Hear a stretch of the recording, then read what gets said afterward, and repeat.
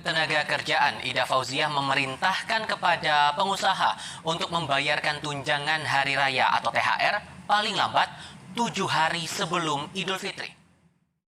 Sejarah dan awal mula pemberian THR Lebaran.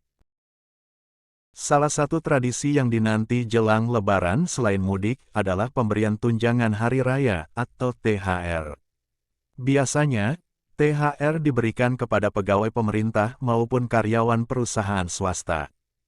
THR telah diatur oleh pemerintah sebagai hak pendapatan pekerja yang wajib diberikan perusahaan menjelang hari raya keagamaan yang disesuaikan berdasarkan lama bekerja dan agama yang dianut pekerja. Lantas sejak kapan THR Lebaran dikenal di Indonesia? Sejarah pemberian THR Lebaran.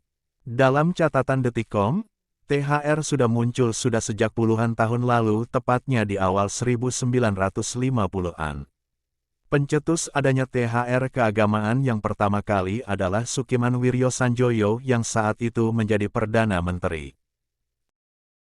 Kebijakan THR itu muncul sebagai salah satu program kerja Kabinet Sukiman yang dilantik pada April tahun 1951 untuk meningkatkan kesejahteraan aparatur negara.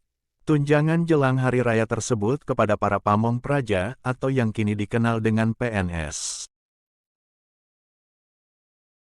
Pada awal kebijakan, THR yang diberikan kepada para pamong praja sebesar Rp125 hingga Rp200 per orang, setara dengan Rp1.100.000 Rp1.750.000 saat ini.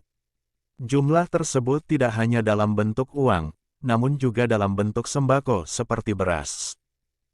Saat itu, THR baru berlaku di lingkungan pegawai negeri alias PNS. Perusahaan swasta belum memiliki kebijakan tentang membayar THR kepada pegawainya. Kemudian hal tersebut menimbulkan protes kalangan buruh. Protes dilayangkan karena para buruh merasa tidak adil bila pegawai negeri mendapatkan THR sementara mereka tidak. Para buruh juga merasa sudah bekerja keras untuk membangkitkan perekonomian nasional, namun sama sekali tak mendapatkan perhatian dari pemerintah. Oleh sebab itulah mereka terus menuntut agar diberikan persamaan hak dalam hal mendapatkan THR.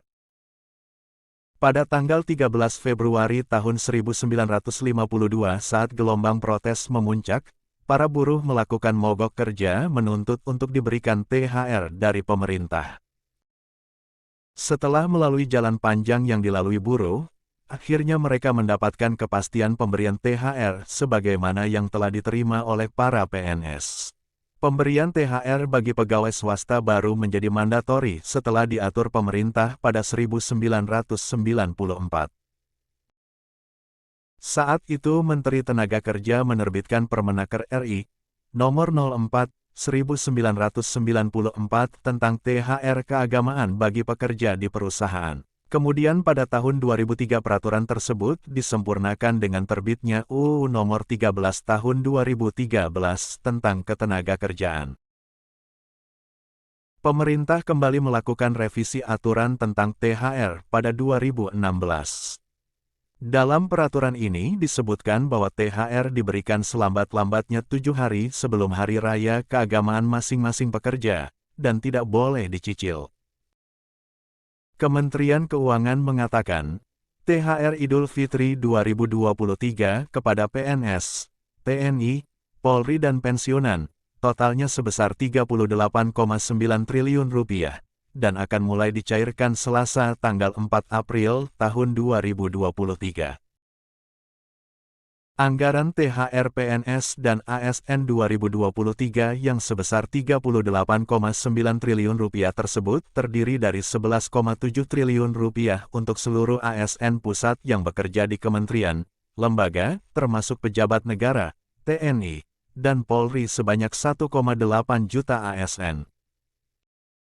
Kemudian sebesar Rp17,4 triliun diperuntukkan bagi ASN daerah sebanyak 3,7 juta orang, termasuk guru yang menerima tunjangan profesi sebanyak 1,1 juta guru daerah, serta yang menerima tambahan penghasilan sebanyak 527.400 guru.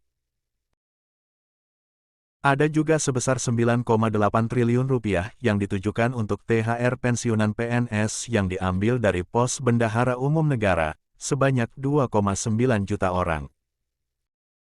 Terima kasih sudah menonton video ini sampai selesai. Berikan komentar dan pendapat Anda tentang video ini. Untuk video lainnya Anda bisa mengklik tombol subscribe terlebih dahulu, agar terus terhubung dengan channel kami. Berani jujur itu baik.